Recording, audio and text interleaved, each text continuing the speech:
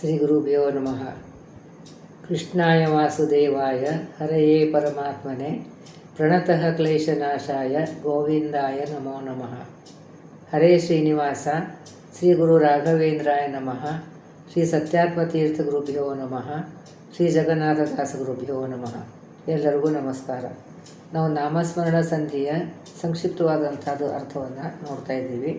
ಯಾವುದೂ ವಿಷಯ ಬಿಡೋದಿಲ್ಲ, ಆದರೆ ಬಹಳ ವಿಸ್ತಾರವಾಗಿ ಹೇಳಿಲ್ಲ, ಸಂಕ್ಷಿಪ್ತವಾಗಿ ಅರ್ಥ ಹೇಳ್ಕೊಂಡು ಹೋಗ್ತಾ ಇದ್ದೀನಿ. ಈಗ 25ನೇ ನುಡಿ, 24 ನುಡಿ ಮುಗಿದಿದೆ. 25ನೇ ನುಡಿಯನ್ನು ನೋಡೋಣ. ಜಡಜ ಸಂಭವ ಖಗ ಫಣಿಪ ಕೆಂಜಡೆಯರಿಂದ ಒಡಗೂಡಿ. ಅಂದರೆ ಜಡಜ ಸಂಭವ ಅಂತಂದರೆ ಬ್ರಹ್ಮದೇವರು, ನೀರಿನಲ್ಲಿ ಹುಟ್ಟಿದಂಥ, ಕಮಲದಲ್ಲಿ ಹುಟ್ಟಿದಂಥ ಬ್ರಹ್ಮದೇವರು ಅಂತ. ಖಗ ಅಂತಾರೆ ಗರುಡ ದೇವರು, ಅದು ಆಕಾಶದಲ್ಲಿ ಶ್ರೇಷ್ಠನಾದಂಥ ಗರುಡದೇವರು. ಫಣೀಪ ಅಂದರೆ ಇಲ್ಲಿ ಹಾವಿನಲ್ಲಿ ಶ್ರೇಷ್ಠ ಆದಂಥದ್ದು ಅಂತಾರೆ ಶೇಷದೇವರು. ಕೆಂಜಡೆಯ ಅಂತಾರೆ ಕೆಂಪು ಕೂದಲಿದ್ದಂಥದ್ದು ರುದ್ರದೇವರು ಅಂತ. ಇವರಿಂದ ಒಡಗೂಡಿ ಅಂತ ಅವ್ರು ತಮಗೆ ಭಗವಂತನೆಲ್ಲ ಪರಿವಾರ, ಅವರಿಂದ ಕೂಡಿಕೊಂಡು ಏನು ಮಾಡ್ತಾನೆ, ರಾಜಿಸುತ್ತ ಅಡವಿಯೊಳಗೆ ಇಪ್ಪನು ಸದಾ ಗೋಜ ಅದ್ರಿಜನು ಎನಿಸಿ. ಇವರೆಲ್ಲ ತಮ್ಮ ಪರಿವಾರ ಸಹಿತವಾಗಿ ರಾಜ ಮಾಡ್ತಾನೆ ಭಗವಂತ ಅಂತಾರೆ, ಎಲ್ಲ ನಿಯಮನ ಮಾಡ್ತಾನೆ ಅಂತ ಅರ್ಥ. ಅವರೇ ಸರ್ವಶ್ರೇಷ್ಠ, ಅವನು ನಿಯಮನ ಮಾಡ್ತಾನೆ ಅಂತ ಅರ್ಥ. ರಾಜಿಸುತ್ತ ಅಡವಿಯೊಳಗೆ ಇಪ್ಪನು ಸದಾ ಗೋಜ ಅದ್ರಿಜನು ಎನಿಸಿ. ಅಂದರೆ ಇಲ್ಲಿ ರಕ್ಷಣೆ ಮಾಡ್ತಾನೆ ಅಂತ ಅರ್ಥ. ಅಡವಿಯೊಳಗೆ ಏನೇನಿದೆ ಅಲ್ಲಿ ಗೋಜ ಅಂದರೆ ಪೃಥ್ವಿಯಲ್ಲಿ, ಆಮೇಲೆ ಅಲ್ಲಿ ಗೋಜ ಅಂತ ಹೆಸರದಿಂದ ಇದ್ದಾನೆ. ಆಮೇಲೆ ಅದ್ರಿಜ ಅಂತಂದರೆ ಪರ್ವತದಲ್ಲಿ, ಅಲ್ಲಿ ಅದ್ರಿಜ ಅಂತ ಹೆಸರಿನಿಂದ ಭಗವಂತ ಇದ್ದಾನೆ. ಎನಿಸಿ ಅಂತ ಆ ಹೆಸರಿನಿಂದ ಕರೀತಾನೆ. ಈ ಹೆಸರದಿಂದ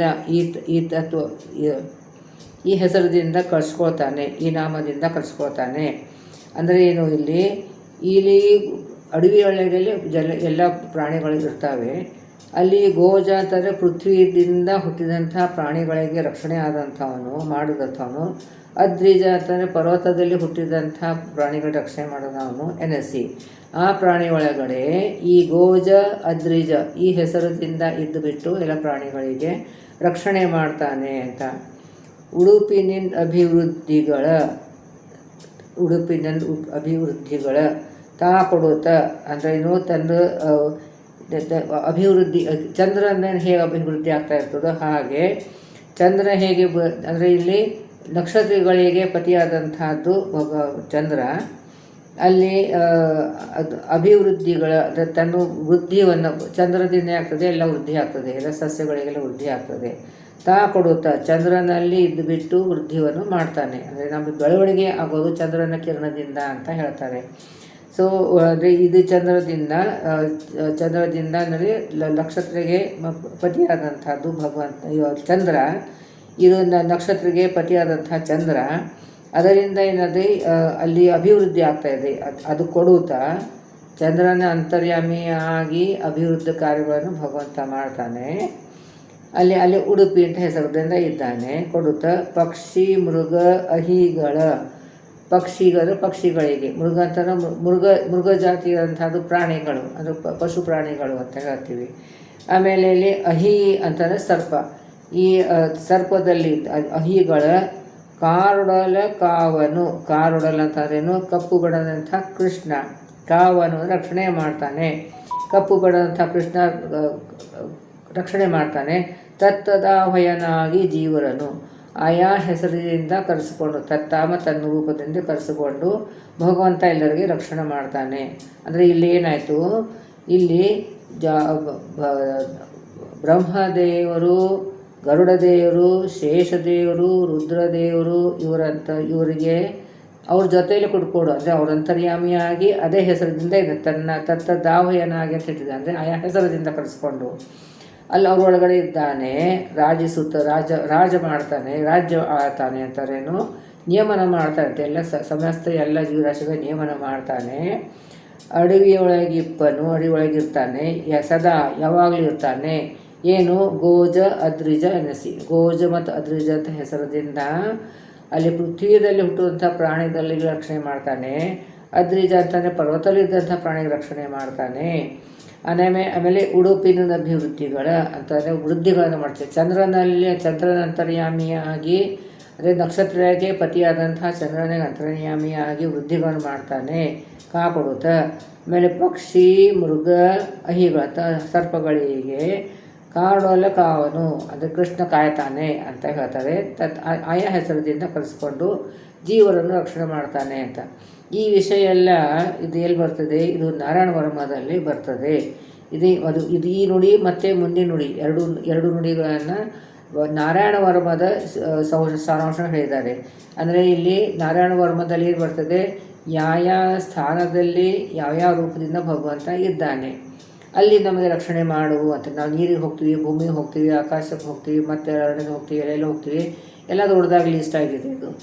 ಅಲ್ಲೆಲ್ಲಿ ಇದ್ದಲ್ಲಿ ಅಲ್ಲಿ ಆಯಾ ಭಗವದ್ ರೂಪದಿಂದ ಅವನು ನಮಗೆ ರಕ್ಷಣೆ ಮಾಡ್ತಾನೆ ಅಂತ ಅದೇ ನಾರಾಯಣ ವರ್ಮದಲ್ಲಿ. ಸೊ ಈ 25, 26 ಎರಡು ನುಡಿಯಲ್ಲಿ ಆ ವಿಷಯವನ್ನು ಬಂದಿದೆ. ಇನ್ನು 26ನೇ ನುಡಿ ಅಪರಿಮಿತ ಸನ್ಮಹಿಮ, ಅನಂತಾನಂತ ಮಹಿಮೆ ಇದ್ದಂಥ ಭಗವಂತ. ನರಹರಿ ವಿಪಿನದೋಳು, ನರಹರಿ ನರಸಿಂಹರೂಪಿ ಪರಮಾತ್ಮ ಎಲ್ಲಿ ವ್ಯಾಪ್ತನಾಗಿದ್ದಾನೆ, ಎಲ್ಲಿ ನಿಂತು ರಕ್ಷಣೆ ಮಾಡ್ತಾನೆ ನಮಗೆ ಅಂತಂದರೆ ಅರಣ್ಯದಲ್ಲಿ ಇದ್ಕೊಂಡ್ಬಿಟ್ಟು ರಕ್ಷಣೆ ಮಾಡ್ತಾನೆ. ಆಮೇಲೆ ಅರಣ್ಯ ತಾನೇ ಬರೀ ಇದು ಎಲ್ಲಿ ಅರಣ್ಯ, ಈಗೆಲ್ಲ ಅರಣ್ಯ ನೋಡಲಿಕ್ಕೆ ಸಿಗೋದಿಲ್ಲ, ಅಲ್ಲಿ ಅಷ್ಟೇ ರಕ್ಷಣೆ ಮಾಡ್ತಾನೆ ಏನು ಅಂತಂದರೆ ಇದು ನಮ್ಮ ಸಂಸಾರ ಎಂಬ ಅರಣ್ಯ, ಅದು ಇದರಲ್ಲಿ ಕೂಡ ನಮಗೆ ರಕ್ಷಣೆ ಮಾಡ್ತಾನೆ. ಸೊ ಅದಕ್ಕೆ ನಾವು ನರಸಿಂಹರೂಪಿ ಪರಮಾತ್ಮ ಜಾಸ್ತಿ ಅದು ನಾವು ಆರಾಧನೆ ಮಾಡ್ತೀವಿ, ಯಾಕಂದರೆ ಅವ್ರು ಎಲ್ಲ ಕಡೆಯೂ ರಕ್ಷಣೆ ಮಾಡ್ತಾನೆ ಅಂತ. ಸಂತೈಸುವನು ಅಂತ ಸಂತೋಷನ ಕೊಡ್ತಾನೆ, ಆಮೇಲೆ ರಕ್ಷಣೆ ಮಾಡ್ತಾನೆ ಅಂತ ಅರ್ಥ. ಕಾಶ್ಯಪಿಯನ ಅಳೆದವ, ಕಶ್ಯಪರ ಋಷಿಗಳ ಮಗನಾಗಿ ಬಂದಂಥ ವಾಮನರೂಪಿ ಪರಮಾತ್ಮ ಅಳೆದವ ಅಂತಲೇ 3 ಪಾದವನ್ನು ಭೂಮಿಯನ್ನು ಅಳೆದ ಅಂತ. ಅಲ್ಲಿ ಬಲಿರಾಜನಿಗೆ ಕೇಳ್ತಾನೆ, 3 ಪಾದ ಭೂಮಿ ಕೊಡು ಅಂತ. ಅವನು ಕೊಡ್ತಾನೆ. 1 ಪಾದದಿಂದ ಭೂಮಿಯೆಲ್ಲ ವ್ಯಾಪ್ತ ಆಗಿಬಿಡ್ತದೆ, 2ನೇ ಪಾದದಿಂದ ಆಕಾಶ ವ್ಯಾಪ್ತ ಆಗ್ತದೆ, 3ನೇ ಪಾದ ಎಲ್ಲಿ ಇಡಲಿಕ್ಕೆ ನಾನು ತಲೆ ಮೇಲೆ ಹಿಡಿದು ಹೇಳ್ತಾನೆ, ಅವನು ದಬ್ತಾನೆ, ಪಾತಾಳಕ್ಕೆ ಕಳಿಸ್ತಾನೆ.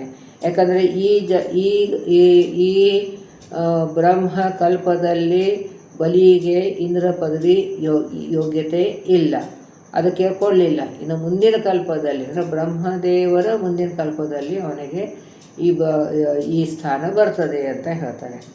ಸೊ ಅದಕ್ಕೆ ಈ ಅಪರಿಮಿತ ಸನ್ಮಹಿಮ ನರಹರಿ ವಿಪನದೋಳು, ಅರಣ್ಯದಲ್ಲಿ ನರಹರಿ ರೂಪಿ ಪರಮಾತ್ಮ ರಕ್ಷಣೆ ಮಾಡ್ತಾನೆ. ಸಂತೈಸುವನು, ಕಾಶ್ಯಪಿಯನ ಅಳದೇವ ಸ್ಥಳಗಳಲ್ಲಿ ಎಲ್ಲ ಸ್ಥಾನದಲ್ಲಿ ವಾಮನರೂಪಿ ಪರಮಾತ್ಮ ನಮಗೆ ರಕ್ಷಣೆ ಮಾಡ್ತಾನೆ ಅಂತ. ಸರ್ವತ್ರ ಕೇಶವನು, ಈಗ ನಾರಾಯಣ ವರ್ಮದಲ್ಲಿ ನೀರು, ಭೂಮಿ, ಆಕಾಶ ಎಲ್ಲ ಸೆಪ್ರೇಟಾಗಿ ಕೊಟ್ಟಿದ್ದಾರೆ. ಆದರೆ ಇಲ್ಲಿ ಮಾತ್ರ ಇಲ್ಲಿ ಸಂಕ್ಷಿಪ್ತದಲ್ಲಿ ಕೊಟ್ಟಿದ್ದಾರೆ. ಸರ್ವತ್ರ ಕೇಶವನು, ಎಲ್ಲ ಕಡೆಯೂ ಎಲ್ಲ ದೇಶ ಕಾಲದಲ್ಲಿ ವ್ಯಾಪ್ತನಾದಂಥ ಕೇಶವರೂಪಿ ಪರಮಾತ್ಮ ನಮಗೆ ರಕ್ಷಣೆ ಮಾಡ್ತಾನೆ ಅಂತ ಹೇಳ್ತಾರೆ. ಆಮೇಲೆ ಖಪತಿ ಗಗನದಿ, ಅಂದರೆ ಖಪತಿ ಹೆಸರದಿಂದ ಗಗನದಲ್ಲಿ ಇದ್ದಂಥ ಭಗವಂತ ಅದು ರಕ್ಷಣೆ ಮಾಡ್ತಾನೆ. ಜಲಗಳಲ್ಲಿ ಮಹಾಶಪರ ನಾಮಕ, ನೀರಿನಲ್ಲಿ ಮತ್ಸ್ಯರೂಪಿ ಪರಮಾತ್ಮ ನಮಗೆ ರಕ್ಷಣೆ ಮಾಡ್ತಾನೆ. ಭಕ್ತರನ್ನು ನಿಷ್ಕಪಟದಿಂದಲೇ, ಯಾವುದೂ ಕಾಪಟ್ಯದ ಸ್ವಾರ್ಥ ಬುದ್ಧಿ ಇಲ್ಲದೇನೆ ಭಗವಂತ ನಮಗೆ ರಕ್ಷಣೆ ಮಾಡ್ತಾನೆ. ಭಕ್ತರನ್ನು ನಿಷ್ಕಪಟದಿಂದ ಸಲಹುವನ್ನು ಕರುಣಾಳು ದಿನದಿ, ಪ್ರತಿ ಕ್ಷಣಕ್ಕೂ ಪ್ರತಿದಿನವೂ ಭಗವಂತ ನಮಗೆ ರಕ್ಷಣೆ ಮಾಡ್ತಾನೆ ಅನ್ನೋದನ್ನು ಇಲ್ಲಿ ಹೇಳ್ಕೊಡ್ತಾ ಇದ್ದಾರೆ. ಸೊ ಇಲ್ಲಿ ಯಾವ್ಯಾವ ಸ್ಥಾನದಲ್ಲಿ ಯಾವ್ಯಾವ ಹೆಸರಿನಿಂದ ಭಗವಂತ ಇದ್ದಾನೆ ಅಲ್ಲಿ ರಕ್ಷಣೆ ಮಾಡ್ತಾನೆ ಅಂತಿಲ್ಲ ಈ 2 ನುಡಿಯಲ್ಲಿ ಹೇಳಿದ್ದಾರೆ. ಇನ್ನು 27ನೇ ನುಡಿ ಕಾರಣ ಅಂತರ್ಯಾಮಿ ಸ್ಥೂಲ ಅವತಾರ ವ್ಯಾಪ್ತ ಅಂಶ ರೂಪಕ್ಕೆ ಸಾರ ಶುಭ ಪ್ರವಿವಿಕ್ತ ಆನಂದ ಸ್ಥೂಲ ನಿಸ್ಸಾರ. ಕಾರಣ ಅದು ಎಲ್ಲೆಲ್ಲಿ ಭಗವಂತ ಹೇಗೆ ವ್ಯಾಪ್ತಿದ್ದಾನೆ ಅಂತ ಹೇಳ್ತಾ ಇದ್ದಾರೆ. ಸೊ ಕಾರಣ ಅಂತಂದರೆ ಮೂಲ ಪ್ರಕೃತಿಯಲ್ಲಿ ಭಗವಂತ ವ್ಯಾಪ್ತನಾಗಿದ್ದಾನೆ. ಆಮೇಲೆ ಅಂದರೆ ಇಲ್ಲಿ ಬೇರೆ ಬೇರೆ ಸ್ಥಳಗಳಲ್ಲಿ ಯಾವ್ಯಾವ ಹೆಸರದಿಂದ ಹೇಗೆ ಇದ್ದಾನೆ ಅನ್ನೋದನ್ನು ಇಲ್ಲಿ ವಿಸ್ತಾರವಾಗಿ ಹೇಳ್ತಾ ಇದ್ದಾರೆ. ಸೊ ಕಾರಣ ಅಂತಂದರೆ ಮೂಲ ಪ್ರಕೃತಿಯಲ್ಲಿ ಕೂಡ ಭಗವಂತ ಇದ್ದಾನೆ, ಅಂದರೆ ಅವ್ಯಕ್ತ ತತ್ವದಲ್ಲಿ ಕೂಡ ಭಗವಂತ ಇದ್ದ ಕೇಶವರೂಪಿ ಪರಮಾತ್ಮ ಇದ್ದಾನೆ ಅಂತ. ಯಾಕಂದರೆ ಅಲ್ಲಿ ಅವ್ಯಕ್ತ ತತ್ವದಿಂದ ಮುಂದಿನ ಎಲ್ಲ ತತ್ವಗಳನ್ನು ಹುಟ್ಟುತ್ತವೆ. ಆಮೇಲೆ ಅಂತರ್ಯಾಮಿ ಅಂತಂದ್ರೇನು, ಇಲ್ಲಿ ಒಂದು ಲಿಸ್ಟ್ ಕೊಟ್ಟಿದ್ದಾರೆ. ಅದು ಅಂತರ್ಯಾಮಿ ಅಂತಂದರೆ ಎಲ್ಲ ಜೀವರ ಅಂತರ್ಯಾಮಿಯಾಗಿ ಭಗವಂತ ವ್ಯಾಪ್ತನಾಗಿ ಇದ್ದಾನೆ. ಅಂತರ್ಯಾಮಿ ಅಂತಂದರೆ ಜೀವಾಂತರ್ಗತವಾದಂಥ ರೂಪ ಅಂತ ಹೇಳ್ತಾರೆ. ಆಮೇಲೆ ಸನ್ಮಹಿಮನ ಆಯಿತಾ. ಹಾಂ, ಖಪತಿ ಗಗನದಲ್ಲಿ ಜಲಗಳ ಅದನ್ನು ಆಯ್ತಲ್ಲ. ಹಾಂ, ಈಗ ಸಾರಿ 27 ನಡೀತಾ ಇದೆ. ಕಾರಣ ಕಾರಣ ಅಂತಂತಾಯಿತು. ಮೂಲ ಪ್ರಕೃತಿ ಎಂಬುದು ವಿಶ್ವರೂಪ ಬ್ರಹ್ಮಾದಿಗಳು ಅರ್ಜುನಾದಿಗಳಿಗೆ ತೋರಿಸಿದ್ದು. ಅವರಿಗೆ ಮೂಲ ರೂಪದಿಂದ ಅಂತರ್ಯಾಮಿ ಸ್ಥೂಲ ಅವತಾರ. ಸ್ಥೂಲ ಅಂತಂತಾರೇನು? ಮೂಲರೂಪಿ ಪರಮಾತ್ಮ ತೋರಿಸ್ತಾನೆ. ವಿರಾಟ್ ರೂಪ ತೋರಿಸಿದ್ದಾನೆ, ಬ್ರಹ್ಮದೇವರು ತೋರಿಸಿದ್ದಾನೆ, ಅರ್ಜುನರಿಗೆ ತೋರಿಸಿದ್ದಾನೆ, ವಿರಾಟ್ ರೂಪ ತೋರಿಸಿದ್ದಾನೆ. ಸೊ ಕಾರಣ ಅಂತಾನೆ ಮೂಲ ಪ್ರಕೃತಿ. ಅಂತರ್ಯಾಮಿ ಅಂತಂದರೆ ಜೀವಾಂತರ್ಗತನಾದಂಥ ಭಗವಂತನ ರೂಪ. ವ್ಯಾಪ್ತಾರ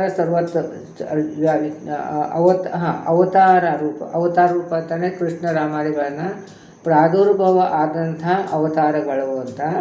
ಅಂದರೆ ವ್ಯಾಪ್ತ ಅಂತ ಕೊಡಿ. ವ್ಯಾಪ್ತ ಅಂದರೆ ಸರ್ವತ್ರ ವ್ಯಾಪ್ತವಿರುತ್ತೆ. ಜಗತ್ತಿನಲ್ಲಿ ವ್ಯಾಪ್ತಗೊಳಿಸಿದಂಥ ಅನೇಕ ರೂಪಗಳು. ಆಮೇಲೆ ಅಂಶ ಅಂತಂದರೆ ಜಗತ್ತಿನೊಳಗೆ ಸರ್ವ ದೇಹಗಳಲ್ಲಿ ಇರುವ ರೂಪಗಳು. ಅಂಶ ಎಲ್ಲ ದೇಹಗಳಲ್ಲಿ ಅಂತರ್ಯಾಮಿಯಾಗಿದ್ದಾನೆ, ಅದು ಅಂಶ ರೂಪ ಅಂತ ಹೇಳ್ತಾರೆ.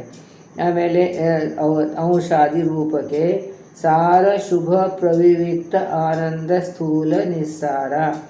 ಅಂದರೆ ಇಲ್ಲಿ ಸಾರ ಅಂತಂದರೆ ತ್ರಿವಿಧ ಜೀವರಿಗೆ ತ್ರಿವಿಧವಾದಂಥ ರಸವನ್ನು ಕೊಡ್ತಾರೆ. ರಸ ಅಂತಂದ್ರೇನು? ರೂಪ. ಎಲ್ಲ ಪದಾರ್ಥದಲ್ಲಿದ್ದಂಥ ರೂಪವನ್ನು ಭಗವಂತ ಕೊಡ್ತಾನೆ ಅಂತ ವ್ಯಾಪ್ತ ಆಯ್ತು. ಅಂಶ ಅಂತಂದರೆ ಜಗತ್ತಿನೊಳಗೆ ಸರ್ವ ದೇಹಗಳಲ್ಲಿ ಇರುವಂಥ ರೂಪಗಳು, ಅದು ಅಂಶ ರೂಪ. ಲಕ್ಷ್ಮಣವೆಂದರೆ ಲಿಂಗದೇಹ. ಲಕ್ಷಣವೆಂದರೆ ಅದು ಲಿಂಗದೇಹ ಸಂಬಂಧ ಕಾಲದಲ್ಲೇ ಪ್ರವೇಶ ರೂಪ. ಅದೇ ನಮ್ಮ ಲಿಂಗದೇಹದಲ್ಲಿ ನಾವು ಅನಾದಿಕಾಲದಿಂದ ಭಗವಂತ ಇದ್ದಾನೆ. ಲಿಂಗದಲ್ಲಿ ಕೂಡ ನಮಗೆ ಕಾರ್ಯ ಮಾಡಿಸ್ತಾನೆ. ಅಲ್ಲಿ ತಿರ್ಗಾ ಪ್ರವೇಶ ಮಾಡಿಬಿಟ್ಟು ಅಲ್ಲಿ ಅವಾಗ ಈ ಬ್ರಹ್ಮವಾಯುಗಳು ಪ್ರವೇಶ ಮಾಡ್ತಾರೆ. ಮೊದಲು ಮೂಲ ರೂಪದಲ್ಲಿ ಇರೋದಿಲ್ಲ ಬ್ರಹ್ಮವಾಯುಗಳು. ಆಮೇಲೆ ಈ ಸೃಷ್ಟಿಗೆ ತರುವಾಗ ಅವರೇ ಸೇರ್ಕೋತಾರೆ ಬ್ರಹ್ಮವಾಯುಗಳು. ಸೊ ಅಲ್ಲಿ ಕೂಡ ಇಲ್ಲಿ ಅಂಶ ರೂಪ ಅಂತಂದರೆ ಅವರ ಅಂತರ್ಯಾಮಿಯಾಗಿ ಅಂಶ ರೂಪದಿಂದ ಇದ್ದಾನೆ, ಕಾರ್ಯಗಳನ್ನು ಮಾಡಿಸ್ತಾನೆ ಅಂತ. ಅಥವಾ ಸೊ 6 ರಸಗಳನ್ನು ಅರ್ಪಿಸು. 6 ರಸಗಳ ಸಾರ ಅಂತಂದರೆ ಏನಿದು? ರಮಾಲಕ್ಷ್ಮಿ. ಇದು ರಮಾ ಬ್ರಹ್ಮರಿಗೆ ಅಲ್ಲ, ಇಲ್ಲಿ ಸಾರ ರಸ ಅಂತ ಹೇಳಿದ್ದಾರೆ. ತ್ರಿವಿಧ ಜೀವರಿಗೆ ಬಿಂಬನಾದ ಪರಮಾತ್ಮನು ತತ್ತದ್ಯೋಗ ಗುಣಮಯ ರಸದಲ್ಲಿ ತದಂತರ್ಗತನಾದ ಬಿಂಬರೂಪಿ ಪರಮಾತ್ಮ. ಅಂದರೆ ಇಲ್ಲಿ ಆ ಸಾರ ಅಂತಂದರೆ ಈ ಸಾರ ರಸ ಅಂತಂದ್ರೆ ತ್ರಿವಿಧ ಜೀವರಿಗೆ ಕೊಡುವಂಥ ಬಿಂಬನಾಥ ಪರಮಾತ್ಮ. ಅಲ್ಲಿ ಅವರ ತತ್ತದ್ ಯೋಗ್ಯತಾನುಸಾರವಾಗಿ ರಸವನ್ನು ಕೊಡ್ತಾನೆ. ತದ ಅಂತರ್ಗತನಾಗಿ ಇರ್ತಾನೆ, ಬಿಂಬರೂಪಿ ಪರಮಾತ್ಮ ಇರ್ತಾನೆ. ತತ್ತದ್ ರಸ ಇಚ್ಛಾವಾಚನಾಗಿ ರಸ ಸೋಣವೇ ಸಾರ. ಇದು ರಮ ಬ್ರಹ್ಮರಿಗೆ ಇಲ್ಲ. ಇಲ್ಲಿ ಸಾರ ಶುಭ ಪ್ರಯುಕ್ತ ಶುಭ ರಸ ಅಂತಂದ್ರೇನು? ಈಶಕೋಟಿಯೊಳಗೆ ಗಣನೆಯಾದ ರಮಾದೇವಿಗೂ ಜೀವಕೋಟಿ ಬ್ರಹ್ಮಾದಿಗಳಿಗೂ ಉಣಿಸುವ ಕ್ರಮ. ಅಂದರೆ ಇಲ್ಲಿ ಏನು ಇಲ್ಲಿ ಈಗ ಸಾರಾಂಶ ಆಗಿ ಹೇಳ್ಬೇಕಂತಂದರೆ ಇಲ್ಲಿ ಪ್ರವಿವಿಕ್ತ ಆನಂದ ಸ್ಥೂಲ ನಿಸ್ಸಾರ. ಅಂದರೆ ತ್ರಿವಿಧ ಜೀವರಿಗಳಿಗೆ ಅವರವರ ಯೋಗ್ಯತಾನುಸಾರವಾಗಿ ರೂಪವನ್ನು ಪ್ರಕಟ ಮಾಡ್ತಾನೆ. ತನ್ನ ರೂಪ ಇದ್ದೇ ಇರ್ತದೆ, ಪ್ರಕಟವನ್ನು ಮಾಡ್ತಾನೆ. ಅವ್ರ ಕಡೆಯಿಂದ ಕರ್ಮಗಳನ್ನು ಮಾಡಿಸ್ತಾನೆ, ಆ ಪ್ರಕಾರ ಫಲವನ್ನು ಕೊಡ್ತಾನೆ. ಆಮೇಲೆ ಇದು ದೇವತೆಗಳಿಗೆ ಇಲ್ಲ. ದೇವತೆಗಳಲ್ಲಿ ಎಲ್ಲರೂ ಸಾತ್ವಿಕರೇ ಇರ್ತಾರೆ.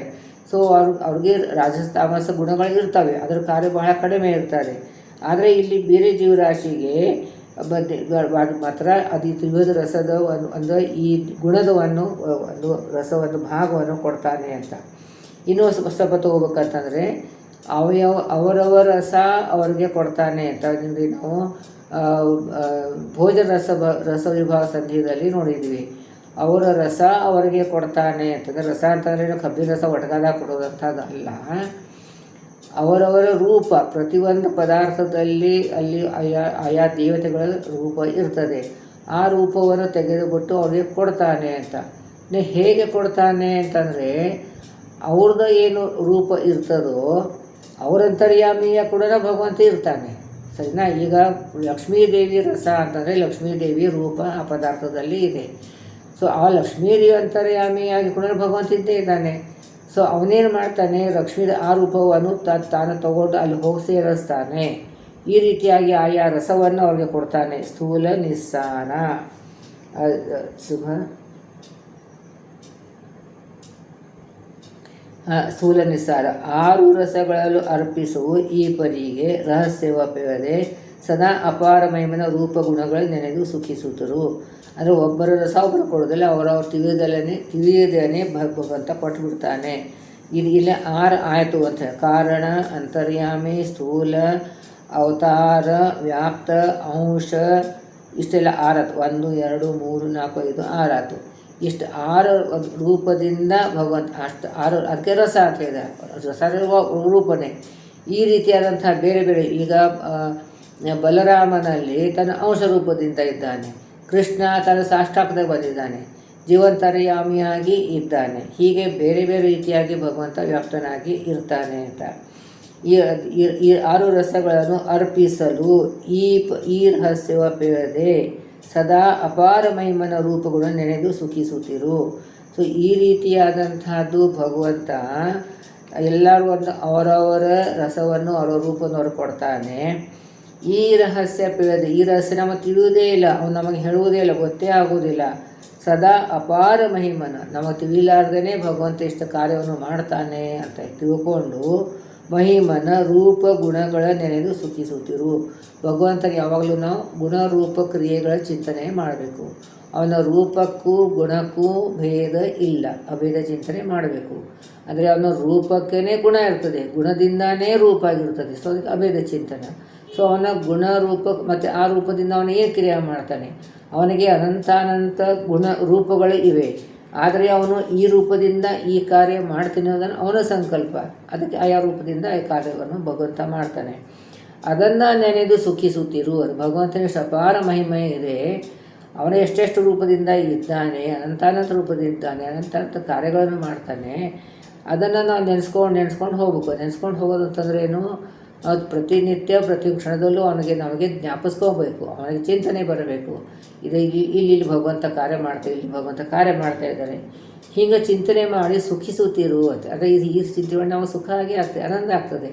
ಸೊ ಇದು ಹರಿಕಥಾವಸಾರ ನಾವು ಅಧ್ಯಯನ ಮಾಡುವಾಗ ನಮಗೆ ಅದು ಆನಂದ ಆಗಬೇಕು, ಸಂತೋಷ ಆಗಬೇಕು. ಅಂದರೆ ನಮಗೆ ಅದರದ್ದು ಅದು ಒಂದು ಅದರದ್ದು ಆನಂದ ಬೇರೆಯೇ ಇದೆ. ಆ ಆನಂದವನ್ನು ನಮಗೆ ಸಿಗ್ತದೆ, ಭಗವಂತ ಕೊಡ್ತಾನೆ ಅಂತ ತಿಳ್ಕೋಬೇಕು. ಈಗ ಎಷ್ಟಾಯಿತು, ಈಗ 27 ನೋಡಿ ಆಯಿತು. ಇನ್ನು ಮುಂದೆ ನೋಡಿ ನಾಳೆ ನೋಡೋಣ. ನಾಹಂಕರ್ತ ಹರಿಕರ್ತ ಶ್ರೀಹರಿ ಪ್ರೇರಣ ಶ್ರೀಹರಿ ಪ್ರೀತ್ಯರ್ಥ ಪತಿ ಅಂತರ್ಗತ ಗುರು ಅಂತರ್ಗತ ತತ್ವಾಭಿಮಾನ ದೇತಾಂತರ್ಗತ ಭಾರತೀಯ ರಮಣ ಮುಖ್ಯ ಪ್ರಾಣಾಂತರ್ಗತ ಶ್ರೀ ಲಕ್ಷ್ಮೀ ವೆಂಕಟೇಶ ಅರ್ಪಣಮಸ್ತು. ಅಭಿನ್ನ ಮಧ್ವಾಂತರ ಶ್ರೀಕೃಷ್ಣ ಅರ್ಪಣಮಸ್ತು. ಎಲ್ಲರಿಗೂ ನಮಸ್ಕಾರ. ನೀವು ಎಲ್ಲರೂ ದಿನನಿತ್ಯ ಇದರ ಅಧ್ಯಯನ ಮಾಡಬೇಕು. ನೀವು ಆಲ್ರೆಡಿ ಕಲ್ತಿರೋ ಸರಿ, ಕಲಿದೇ ಇರೋ ಸರಿ, ಇದು ದಿನನಿತ್ಯ ಅಧ್ಯಯನ ಆಗಬೇಕು. ಅದಕ್ಕೆ ರೆಗ್ಯುಲರ್ ಆಗಿ ನೋಡಿ. ತುಂಬ ಜನ ನೀವು ಸಬ್ಸ್ಕ್ರೈಬ್ ಮಾಡಿದ್ದೀರಿ, ಆದರೆ ಸರಿ ರೆಗ್ಯುಲರಾಗಿ ಕೇಳೋದಿಲ್ಲ. ರೆಗ್ಯುಲರ್ ಕೇಳಿದ್ರೆ ಭಾಳ ಒಳ್ಳೆಯದು. ನಮಗೆ ಇದು ಭಾಳ ಶ್ರೇಷ್ಠವಾದಂಥ ಗ್ರಂಥ, ಇದರ ಲಾಭ ಎಲ್ಲರಿಗಾಗಲಿ ಅಂತ ಒಂದೇ ಉದ್ದೇಶದಿಂದ ಮಾಡ್ತಾಯಿದ್ದೀನಿ. ಎಲ್ಲರೂ ರೆಗ್ಯುಲರಾಗಿ ಕೇಳಬೇಕು ಅಂತ ಗುರುಗಳಿಗೆ ಪ್ರಾರ್ಥನೆ ಮಾಡ್ತಾಯಿದ್ದೀನಿ. ಹರಿ ಶ್ರೀನಿವಾಸ.